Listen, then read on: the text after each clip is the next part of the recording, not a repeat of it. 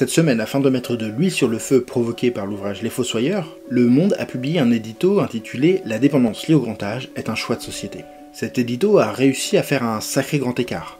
Rappeler qu'il faut ne pas généraliser les situations décrites dans l'ouvrage, tout en dénonçant une défaillance du système qui serait due à un manque de financement du secteur.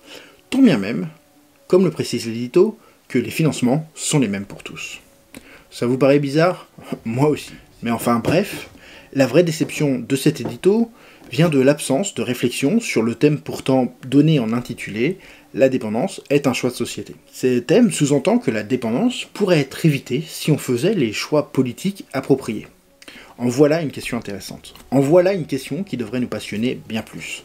Car oui, la dépendance est évitable. Oui, nous pouvons faire les choix politiques qui nous permettront de la réduire. Et pourtant, l'édito se contente d'aligner des poncifs sur l'absence de véritable politique publique de la vieillesse. Alors entendons-nous bien, aujourd'hui, toutes les dépendances liées à l'âge ne sont pas évitables. Par exemple, les maladies neurodégénératives n'ont aujourd'hui aucune solution de prévention. Mais ce n'est pas le cas de toutes les dépendances. Les chutes peuvent être limitées ou leur prise en charge améliorée. Le diabète peut être identifié plus précocement, les cancers sont pour certains évitables, etc. Mais concrètement, est-ce possible d'avoir une société avec moins de dépendance? À titre d'exemple, à la naissance, l'espérance de vie en situation de dépendance est de 19 années en France, contre seulement 10 ans en Suède. Le tout pour une espérance de vie à la naissance de 83 ans. Donc oui, c'est possible de faire le choix politique de moins de dépendance, et ce choix est celui de la prévention. Agir aujourd'hui pour que demain, en 2030, nous ayons besoin de moins d'EHPAD.